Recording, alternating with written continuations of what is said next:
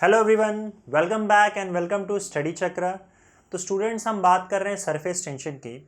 और last video में हमने सरफेस टेंशन के बारे में काफ़ी डिटेल में एक्सप्लेनेशन देखा था। ठीक है, इस वीडियो में हम बात करेंगे सरफेस एनर्जी और सरफेस टेंशन की, और देखेंगे कि सरफेस एनर्जी और सरफेस टेंशन में क्या रिलेशन है। सरफेस टेंशन के बारे में लास्ट वीडियो में मैं ऑलरेडी बात कर चुका हूँ, तो यहाँ पे मैं पहले सरफेस एनर्जी के बारे में बात करूँगा और उसके बाद देखेंगे कि सरफेस एनर्जी और सरफेस टेंशन के बीच में क्या रिलेशन होता है। ठीक है, तो जैसे कि लास्ट वीडियो में हम लोग डिस्कस कर रहे थे कि अगर आप कोई free surface of liquid consider करते हो, जैसे मान लो यहाँ पे एक कंटेनर है और यहाँ पे आपका एक लिक्विड भरा हुआ है, तो यहाँ पे अगर मैं बल्क के मॉलिक्यूल्स की बात करूँ, जैसे लिक्विड है और लिक्विड में बहुत सारे मॉलिक्यूल्स आपको दिखाई दे रहे हैं, अगर मैं एकदम अंदर बल्क में जाके किसी भी लिक्विड को देखता हूँ, लिक्विड के मॉलिक्यूल को देखता हूँ, तो ये लिक्विड का मॉलिक्यूल हर डायरेक्शन में सेम नंबर ऑफ मॉलिक्यूल से घिरा हुआ है। राइट, इसका डिस्कशन हम ऑलरेडी लास्ट वीडियो में कर चुके हैं। और इसको सेम अमाउंट ऑफ फोर्स से हर डायरेक्शन में बाकी मॉलिक्यूल्स खींच रहा है।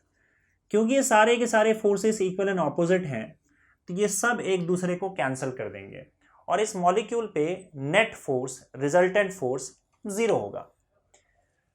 तो अगर मुझे बल्क में इस मॉलिक्यूल को यहां से कहीं और मूव करना है तो मुझे वर्क डन नहीं करना पड़ेगा, क्योंकि इस पर कोई नेट फोर्स नहीं लग रहा, नेट फोर्स जीरो है। So I will not have to work against any force. तो बिना एनर्जी दिए ये मूव किया जा सकता है।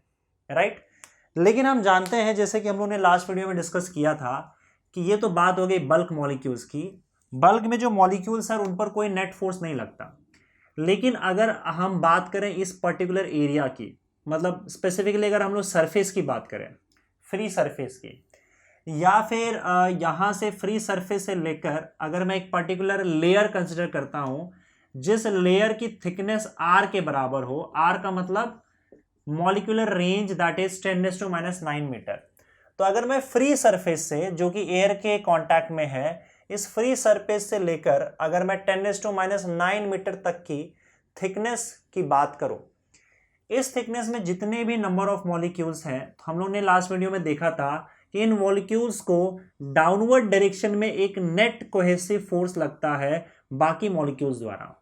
मतलब सरफेस पे और इतने थिकनेस में जितने भी मॉलिक्यूल्स आ रहे हैं उन सारे मॉलिक्यूल्स को नीचे खींचा जा रहा है, जिसके वजह से सरफेस जो है वो टेंशन में आ जाता है, सरफेस स्ट्रेच हो जाता है, और इसी टेंशन को हम सरफेस टेंशन बोलते हैं। राइट, तो इसका मतलब ये कि जो भी सरफेस के मॉलिक्यूल्स हैं और ये जो रेंज है, थिकनेस है, इस थिकनेस में जितने भी मॉलिक्यूल्स हैं उनको क्योंकि नीचे खींचा जा रहा है, उन पर एक नेट डाउनवर्ड फोर्स लग रहा है। तो अगर मैं सरफेस पर बल्क में से कोई एक मॉलिक्यूल को सरफेस पे ले जाने की कोशिश करता हूं, तो इन इनवर्ड फोर्सेस, इन डाउनवर्ड फोर्सेस के अगेंस्ट मुझे वर्क करना पड़ेगा, मुझे इनके खिलाफ एनर्जी सप्लाई करनी पड़ेगी, तो ही मैं इस बल्क वाले मॉलिक्यूल को सरफेस पे पहुंचा सकता हूं। इसका मतलब ये कि बल्क के मॉलिक्यूल को अगर मुझे सरफेस पे ले जाना है तो इन नेट डाउनवर्ड फोर्स के अगेंस्ट मुझे वर्क करना पड़ेगा, मुझे एनर्जी सप्लाई करनी पड़ेगी, और तो ही ये सरफेस पर पहुंच सकते हैं। तो इसका मतलब सरफेस पे जो मॉलिक्यूल्स हैं उनके पास एक एक्स्ट्रा एनर्जी होती है जो हमने सप्लाई किया है ताकि वो सरफेस तक पहुंच जाए। तो अगर ये सरफेस पे टिके हुए हैं, नीचे नहीं आ रहे हैं, तो इसका मतलब इसको एनर्जी सप्लाई करके हमने टिका रखा है, तभी ये सरफेस पे है।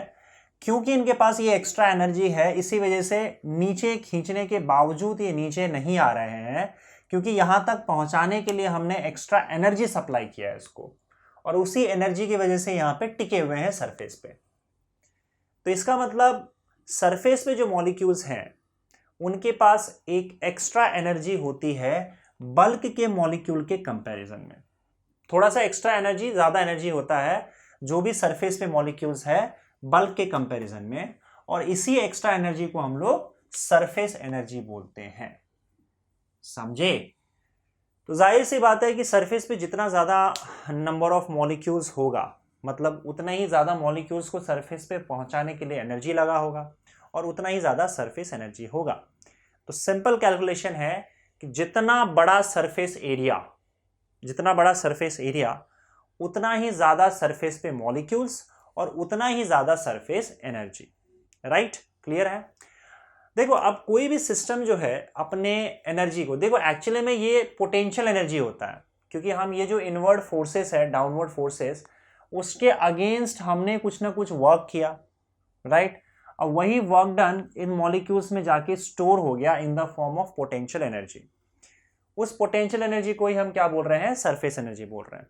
तो एक्चुअली में जो सरफेस एनर्जी इनके पास है वो हमारा दिया हुआ एनर्जी है, जो एक्स्ट्रा एनर्जी हमको लगा था इनको यहाँ तक पहुँचाने में, और वो एक्चुअली में इनका पोटेंशियल एनर्जी भी होता है। मतलब उसको हम पोटेंशियल एनर्जी बोले या फिर वर्क डन बोले या सरफेस एनर्जी बोले, एक ही बात है। मतलब तुम बोल सकते हो कि इनके पास जो भी एनर्जी है वो हमारा किया हुआ वर्क डन है, ठीक है, और वही पोटेंशियल एनर्जी के फॉर्म में आपको दिखाई देगा। तो इस सरफेस एनर्जी को आप पोटेंशियल एनर्जी भी बोल सकते हो या फिर सरफेस एनर्जी भी बोल सकते हो। ये तीनों वर्ड वैलिड है। जो भी एक्स्ट्रा इनके पास एनर्जी है उतना हमने वर्क डन किया है, राइट, और वही पोटेंशियल एनर्जी है, और उसी पोटेंशियल एनर्जी को हम सरफेस एनर्जी बोलते हैं। क्लियर है?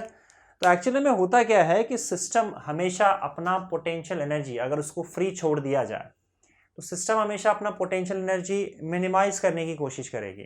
जैसे कि अगर मान लो इस मार्कर को मैं यहाँ से छोड़ दूँ तो मार्कर नीचे जाकर पोटेंशियल एनर्जी को कम करने की कोशिश करेगा। वैसे ही फ्री सरफेस को अगर आप छोड़ दोगे तो वो अपना पोटेंशियल एनर्जी कम करने की कोशिश करेगा। पोटेंशियल एनर्जी कम करने का मतलब वो अपना सरफेस एनर्जी कम करने की कोशिश करेगा, और वो कोशिश करेगा कि उसके सरफेस पे कम मॉलिक्यूल्स हो।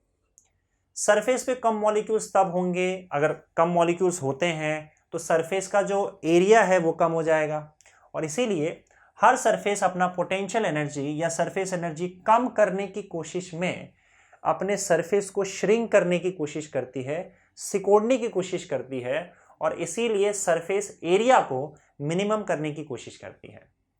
क्योंकि अगर सरफेस एरिया मिनिमम हो जाए, कम हो जाए, तो सरफेस के मॉलिक्यूल्स कम हो जाएंगे, और सरफेस के मॉलिक्यूल्स कम हो गए इसका मतलब सरफेस एनर्जी कम हो जाएगा, वही उसकी कोशिश है। इसीलिए हर फ्री सरफेस खुद को मिनिमाइज करने की कोशिश करती है, अपना सरफेस एरिया कम करने की कोशिश करती है, मिनिमम करने की कोशिश करती है। तो लास्ट वीडियो में मैंने आपको बताया था कि अगर आप सपोज करो किसी लिक्विड को ऐसे ही छोड़ दोगे, फ्री छोड़ दोगे, तो वह अपना सरफेस एरिया जो है वो मिनिमम करने की कोशिश करती है ताकि उसका सरफेस एनर्जी मिनिमम हो जाए। और 3 डायमेंशन ऑब्जेक्ट्स अगर आप देखोगे, सरफेसेस आप देखोगे, तो सबसे कम एरिया स्फीयर का होता है। इसलिए लिक्विड का जो सरफेस है खुद को स्फेरिकल बनाने की कोशिश करती है हमेशा, और यही रीज़न है कि आपके जो ड्रॉप्स और बबल्स है उसका जो शेप होता है वो स्फेरिकल सरफेस होता है। राइट, समझ गए? तो सरफेस के पास जो एक्स्ट्रा एनर्जी होता है उसको हम लोग बोलते हैं सरफेस एनर्जी। और अब हम लोग सरफेस एनर्जी और सरफेस टेंशन में क्या रिलेशन है ये हम देखेंगे, क्योंकि देखो सरफेस के ऊपर टेंशन है और सरफेस के पास एनर्जी है, तो ये दोनों रिलेटेड चीज़ें हैं। इसका मतलब सरफेस एनर्जी और सरफेस टेंशन में डेफिनेटली कुछ ना कुछ रिलेशन होगा। ये रिलेशन हम लोग ढूंढने की कोशिश करेंगे, राइट। तो हम यहाँ पे क्या करेंगे, एक एक्सपेरिमेंट करेंगे। आपको करना क्या है कि एक इस तरीके से एक रेक्टेंगुलर फ्रेम ऑफ वायर लेना है, जिसमें एक पार्ट जो उसका है वो स्लाइड हो सकता है। जैसे मान लो मैंने यहाँ पे ABCD ये एक रेक्टेंगुलर फ्रेम ऑफ वायर लिया, राइट, और यहाँ पे जो AB वाला पार्ट है, इसका AB वाला साइड है, ये इस तरीके से आगे पीछे स्लाइड हो सकता है। इस रेक्टेंगुलर फ्रेम को आप क्या करो, सोप सोल्यूशन में डुबो दो और उसके बाद उसको निकालो, तो यहाँ पे एक सोप फिल्म फॉर्म हो जाएगा। ठीक है, ये बहुत बड़ा नहीं है बल्कि छोटा सा पार्ट ही है, आप मान के चल सकते हो। देखो आपने एक्चुअली वो बबल्स फुलाए होंगे, तो उसका एक्चुअली में फ्रेम जो होता है वो सर्कुलर होता है। तो यहाँ पे हम क्या कर रहे हैं, इसको रेक्टेंगुलर फ्रेम लेने की कोशिश कर रहे हैं। तो ये एग्जैक्टली वैसा ही होता है। इसमें आपका सरफेस फिल्म फॉर्म होता है, जब आप उसको फूंकते हो तो उसमें से बबल बाहर आता है, वैसे इसमें से भी फूंकोगे तो बाहर आएगा। तो हमने क्या किया है, ये हम यहाँ पे सर्कुलर फिल्म लेते हैं पर यहाँ पे रेक्टेंगुलर फिल्म ले रखा है। इस रेक्टेंगुलर फिल्म को एक सोप सोल्यूशन, साबुन के सोल्यूशन में डालो, निकालो, तो आपको एक परत मिल जाएगी, एक फिल्म मिल जाएगा यहाँ पे सोप सोल्यूशन का, या सोप फिल्म मिल जाएगा यहाँ पे। ओके, अब देखो, तो आप देखोगे कि ये जो ए बी है ये क्योंकि इस फ्रेम पर स्लाइड कर सकता है, और ये बात ध्यान रहे कि हम यहाँ पे फ्रिक्शन अवॉइड कर रहे हैं, ताकि हम ये नहीं चाहते हैं कि अगर स्लाइडिंग के दौरान एनर्जी फ्रिक्शन में लॉस्ट, फ्रिक्शन में चला जाए तो हमारे कैलकुलेशन में गड़बड़ हो जाएगा। तो हम यहाँ पे मेक श्योर कर रहे हैं कि फ्रिक्शन ना हो, और फ्रिक्शन नहीं होगा तो फ्रिक्शन की वजह से एनर्जी कोई लूज नहीं होगी। अब देखो होता क्या है कि ये जो सरफेस फिल्म है, एक्चुअली में सरफेस फिल्म दो साइड पे है। एक तो इस साइड पे है, मतलब हमारे पास जो फ्रेम है, फ्रेम के एक साइड में यहाँ पे सरफेस फिल्म है, इसका जो फिल्म है सोप फिल्म है, और इसके पीछे साइड भी एक सोप फिल्म है। समझ रहे हो ना? अगर आपके पास एक फ्रेम है तो उसके इस साइड भी एक सरफेस फिल्म होगा और दूसरे साइड भी एक सरफेस फिल्म होगा, ऐसे। और सरफेस फिल्म में ऐसा नहीं है कि सिर्फ एक ही लेयर है मॉलिक्यूल्स का, सोप सोल्यूशन का, बल्कि एक्चुअली बहुत सारे बहुत पतले पतले लेयर्स होते हैं। तो अगर आप मॉलिक्यूलर लेवल पे देखने जाओगे तो ये बहुत ही पतला होता है। तो एक्चुअली में एक सरफेस, फ्री सरफेस यहाँ पे होगा आपका, उसके बाद बहुत सारे बीच में लेयर्स होंगे बल्क में, और उसके बाद दूसरा सरफेस यहाँ पे होगा। तो ऐसे दो सरफेस, फ्री सरफेस है जो एयर के कांटेक्ट में है, और उसके बीच में भी बहुत सारे लेयर्स है, जिसको हम बल्क बोलेंगे कि बल्क के मॉलिक्यूल्स है। समझ गए कि नहीं समझ गए? तो ऐसा एक पर्टिकुलर लेयर है पूरे के पूरे सोप सोल्यूशन का। एक फ्री सरफेस यहाँ एयर के कांटेक्ट में, एक फ्री सरफेस यहाँ एयर के कांटेक्ट में, और बीच में बहुत सारे लेयर्स होंगे और सोप सोल्यूशन के।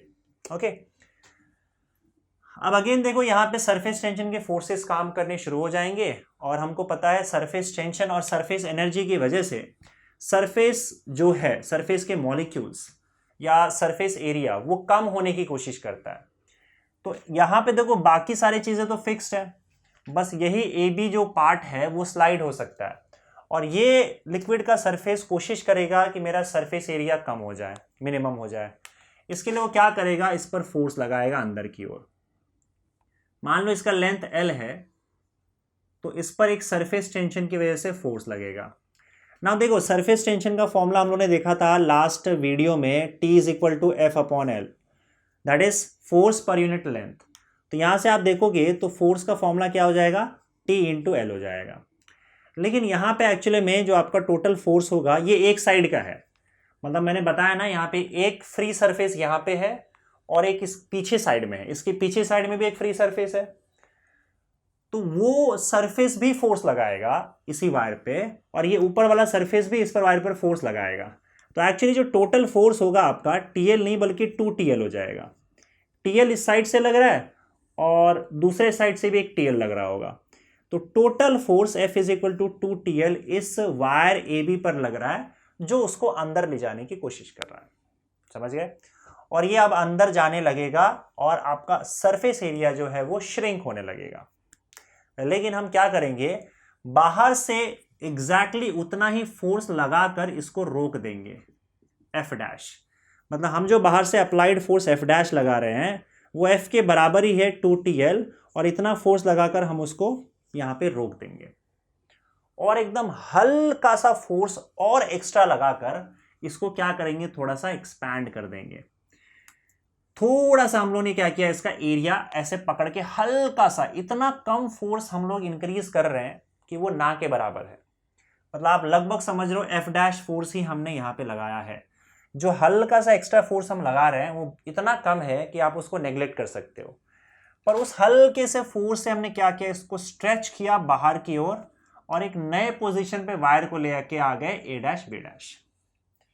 इस चक्कर में हुआ क्या, देखो इसकी जो सरफेस की फिल्म है, सरफेस फिल्म का इतना एरिया हमने इंक्रीज कर दिया, ये पार्ट। मान लो हमने इसको dx डिस्टेंस से डिस्प्लेस किया हो, तो इसका मतलब F डैश फोर्स लगाकर हमने dx डिस्टेंस से इसको डिस्प्लेस कर दिया, इतना डिस्प्लेसमेंट किया, इसका फोर्स लगा F डैश। एंड ऑब्वियसली बात है कि ये जो वर्क डन है वो सरफेस टेंशन के फोर्स के अगेंस्ट हुआ है। तो इस फोर्स के अगेंस्ट जो भी हमने वर्क डन किया, ये वर्क डन एक्चुअली इस फिल्म में स्टोर हो गया in the form of potential energy, और वही आपका सरफेस एनर्जी है। मतलब उतना सरफेस एनर्जी हमने इसका इंक्रीज कर दिया। देखो सरफेस एनर्जी तो पहले भी था, पर हमने क्योंकि इस पर वर्क डन किया, इस इनवर्ट फोर्स के अगेंस्ट वर्क डन किया, तो जो भी वर्क डन किया होगा, वर्क डन मतलब हमने एनर्जी सप्लाई किया, जो भी हमने वर्क डन किया इसके अगेंस्ट, वो इसमें स्टोर हो गया सरफेस में in the form of potential energy. और आपका जो सरफेस है उसका एरिया इंक्रीज हुआ, और एरिया इंक्रीज हुआ तो सरफेस एनर्जी इंक्रीज हुआ। ये एक्स्ट्रा सरफेस एनर्जी कहां से आई? हमने प्रोवाइड किया, फोर्स के अगेंस्ट वर्क डन करके इसका एरिया बढ़ा दिया, मतलब इसकी एनर्जी बढ़ा दी। अब कितनी एनर्जी बढ़ाई है ये हम लोग चेक कर लेते हैं। तो जितना भी हमने वर्क डन किया है उतनी इसकी सरफेस एनर्जी बढ़ जाएगी। तो वर्क डन हम लोग को पता है फोर्स इंटू डिस्प्लेसमेंट होता है, और फोर्स का फॉर्मूला यहाँ पे देखो 2TL इंटू डी एक्स होगा, 2TL into D x. Force is 2TL और dx डिस्प्लेसमेंट है। अब यहाँ पे t को साइड में रखो और यहाँ पे देखो 2L dx क्या होता है ना। आप देखोगे यहाँ पे कि this L multiplied by dx will be it's area. तो L इंटू डी एक्स, ये ऊपर वाला एरिया जो है इतना वो चेंज हो गया, मतलब इतना एरिया हमने इंक्रीज किया। पर इतना ही L इंटू डी एक्स जो है वो पीछे साइड का भी एरिया हमने इंक्रीज किया है, क्योंकि दो सरफेस एरिया है, एक इस साइड है और एक इस साइड है, तो हमने total 2L dx area increase किया। तो आप देखोगे 2L dx जो है वो एक्चुअली में क्या है? इंक्रीज इन एरिया है। This dA is equal to 2L dx which is nothing but increase in area. आपने इतना एरिया इंक्रीज कर दिया। इंक्रीज इन एरिया बोल लो या फिर चेंज इन एरिया बोल लो। अगर आप इतना ही एरिया कम कर दोगे तो उतना सरफेस एनर्जी उसका कम हो जाएगा। हमने यहाँ पे एरिया इंक्रीज करके सरफेस एनर्जी बढ़ा दिया है। सो डी डब्ल्यू is equal to t into d A.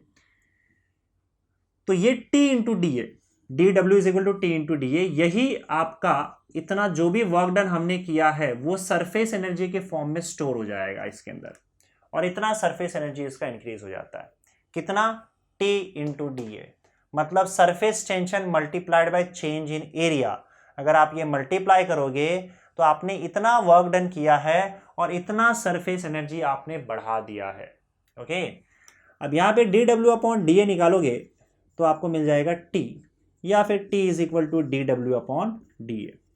ना देखो डी डब्ल्यू को आप वर्क डन भी बोल सकते हो, क्योंकि आपने उतना वर्क डन किया और वही वर्क डन स्टोर हो गया in the form of potential energy, तो आप इसको पोटेंशियल एनर्जी भी बोल सकते हो, या फिर इसी पोटेंशियल एनर्जी को हम सरफेस एनर्जी बोलते हैं। तो ये भाई सरफेस एनर्जी भी है। इसका मतलब this is nothing but surface energy upon area. मतलब आपका सरफेस टेंशन का जो वैल्यू होता है वो surface energy per unit area के इक्वल होता है। समझे? यही रिलेशन है आपका सरफेस एनर्जी और सरफेस टेंशन में, that your surface tension of the liquid और द सरफेस पे जो भी सरफेस टेंशन है लिक्विड का, that surface tension is equal to surface energy of the liquid per unit area, and this is the relation between surface tension and surface energy। ठीक है, तो इस वीडियो में बस इतना ही। मिलते हैं हम लोग अगले वीडियो में। Thank you.